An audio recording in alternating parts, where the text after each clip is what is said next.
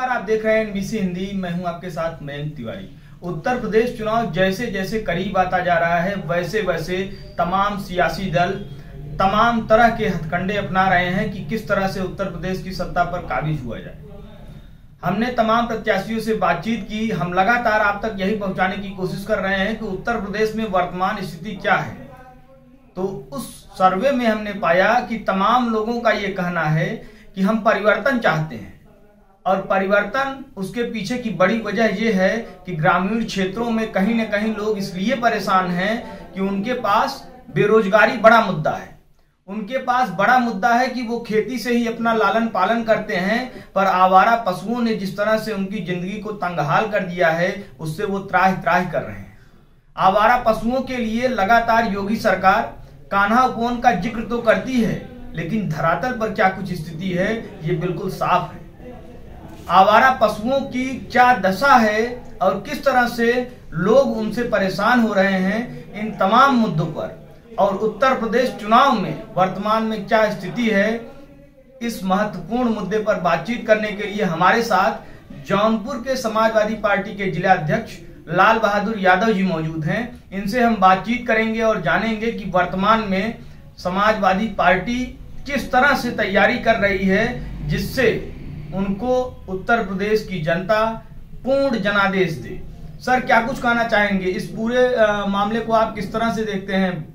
भय, भूख, भ्रष्टाचार, ये तीन बड़े मुद्दे हैं। शिक्षा बड़ा मुद्दा है।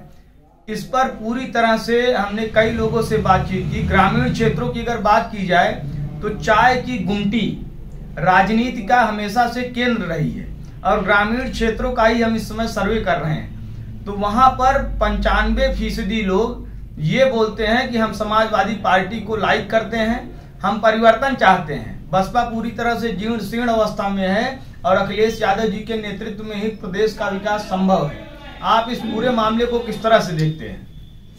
बहुत बहुत धन्यवाद।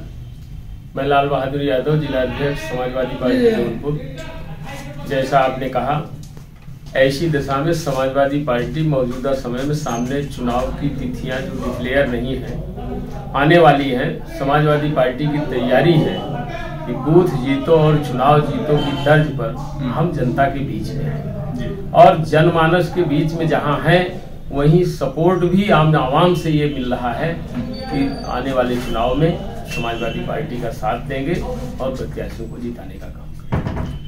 सर, तमाम बीजेपी के प्रत्याशी और तमाम बसपा के प्रत्याशी, उनका ये कहना है कि समाजवादी पार्टी भले ही पूरी तरह से एकदम अपने उफान पर है, लेकिन हम लोग पूरी तरह से ये कोशिश कर रहे हैं कि समाजवादी पार्टी को रोक दिया जाए। तो क्या उनके इस मंसूबों को रोकने के लिए आप लोग किस तरह की तैयारी कर रहे हैं? देखिए, जिस तरह से समाज में भय, भूख, भ्रष्टाचार जिस तरह से व्याप्त है, इसके लिए किसी कानून की जरूरत नहीं है, किसी अदालत के न्यायालय के फैसले की जरूरत नहीं है। जहां आम आवाम इन चीजों से त्रस्त हो गया है, वो जीता जागता उदाहरण है कि वो इंतजार कर रहे हैं कि तिथियां डिसाइड हो और तत्काल हम समाजवादी पार्टी के पक्ष में अपना मतदान दें। क्यों कि समाजवादी पार्टी की जब सरकार बनी थी तो जाति, धर्म और मजहब, दल और पार्टी से ऊपर उठ करके समाज के, चाहे ऊंची जाति के लोग हो, चाहे पिछड़ी जाति के लोग हो, चाहे अनुसूचित जाति के लोग हो, हिंदू हो चाहे मुसलमान हो, सबके लिए नीतियां और कार्यक्रम बना करके हमारे नेतृत्व ने उसे पूरा करने का काम किया। अगर कोई योजना लागू किया तो किसी एक व्यक्ति, एक जात विशेष के लिए नहीं किया। कन्या विद्याधन, बेरोजगारी भत्ता के पीछे मैं जानता हूं कि हम गांव में रहने वाले किसान गरीब, कमजोर, लाचार, बेबस लोग हैं, और किस तरह से एक किसान अपने बच्चे की पढ़ाई के लिए अपने पेट की भी रोटी काट करके उसे शिक्षा दिलाने का काम करता है। लेकिन जब वो शिक्षित होकर के अपने हाथ में डिग्रियों को लेकर के चाय पान की दुकान पर टहलते हैं तो कभी कभी उनको ग्लानि होती है। हमारे राष्ट्रीय नेतृत्व ने इस तरह से उनके इस दिल दिमाग की भावना को गहराई से जब समझा तो वो जाने कि किसी भी पढ़े लिखे शिक्षित बेरोजगार को रोजगार मिलना चाहिए, और जिसे रोजगार न दे पाए उसे बेरोजगारी भत्ता मिलना चाहिए। बेरोजगारी भत्ता के पीछे हमारा कोई दूसरा मामला नहीं, हमारा ये मामला था कि कम से कम पढ़ लिख लेने के बाद अपने हाथ में डिग्रियां लेके जब कोई आदमी टहल रहा है तो कभी कभी खुदकुशी करने के लिए मजबूर हो जाता है और कभी कभी गलत रास्ते पर चला जाता है। हमारे नेतृत्व ने इस चीज को पहचान करके उनको बेरोजगारी भत्ता देने का काम किया। और आज मौजूदा समय में इनकी हाल पूछने वाला कोई नहीं है। जो मौजूदा सरकार थी लोगों को बहका करके ये कह के कि हमको वोट दे दीजिए, हम काला धन लाएंगे और सबके खाते में 15-15 लाख रुपया पहुंचाने का काम करेंगे। आज तक हो सकता है कहने वालों के खाते में 15 लाख पहुंच गया हो, लेकिन जिसके लिए कहा गया उसके खाते में 15 लाख रुपया नहीं पहुंचा। आज 4.25 साल बीत गया है। बचे हुए समय में किसी को चावल दिया जा रहा है, किसी को गेहूं दिया जा रहा है, किसी को कुछ दिया जा रहा है। हो सकता है तेल मसाला नमक भी देने का काम करे, हो सकता है लोगों के खाते में कुछ पैसा भी दे दे, लेकिन अपनी बेकारी को देखते हुए, अपनी इस तरह की परेशानियों को देखते हुए, इस कोरोना काल में जिस तरह से पूरा देश पूरा समाज कंगाल हो गया है, नोटबंदी करने के बाद कौन गया लाइन में? इसका जीता जागता उदाहरण है कि तमाम सारे गरीब किस्म के लोग जो खाते कमाते थे उन्हीं के ऊपर इन सारी परिस्थितियों का बोझ आया और कहीं न तो जो है माने क्या कहते हैं कोई विवाद खत्म हुआ, न भ्रष्टाचार खत्म हुआ, बल्कि बेरोजगारी और बढ़ गई।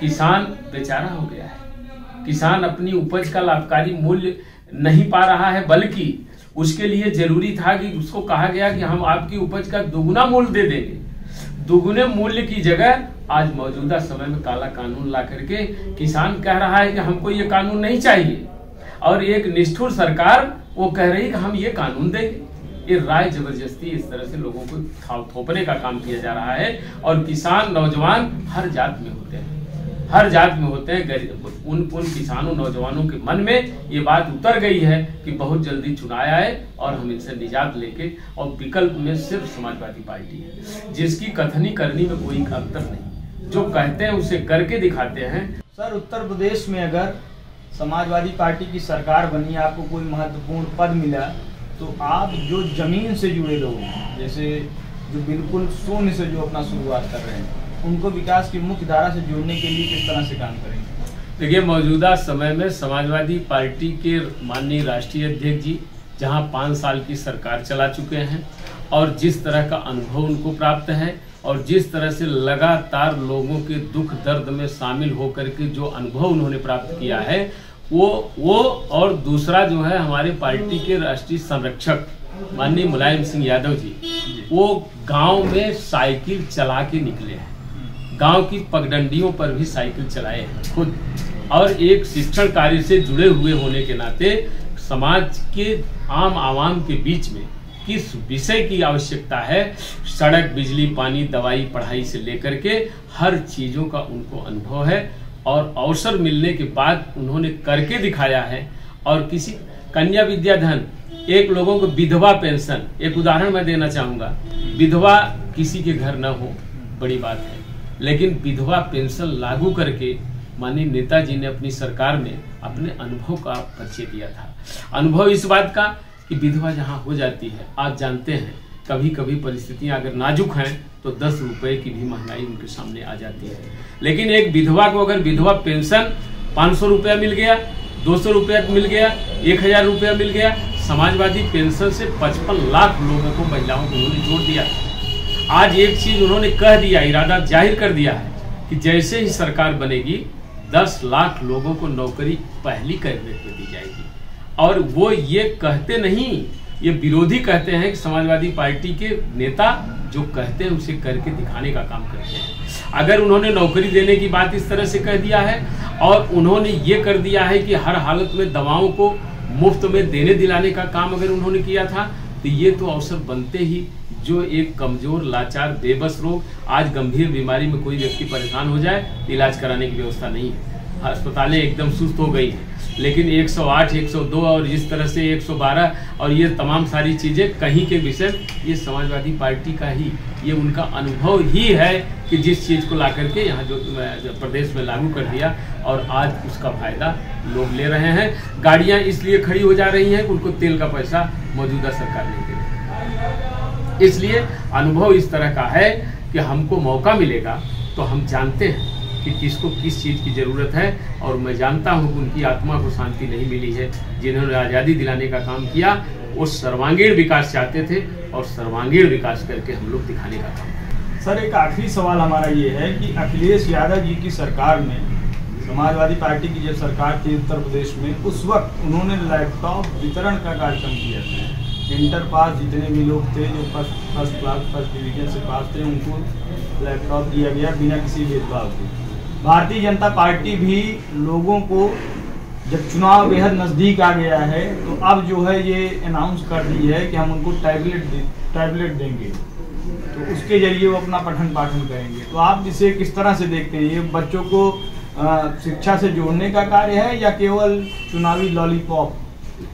मैंने बहुत पहले आपसे कह दिया कि जो प्रदेश की सरकार है उसकी कथनी करने में एक रूपता नहीं है। जो कहते हैं उसे करते नहीं, जो करते हैं उसे कहते नहीं। मौजूदा समय देखिए, इलेक्ट्रॉनिक युग है, कंप्यूटर का जमाना है।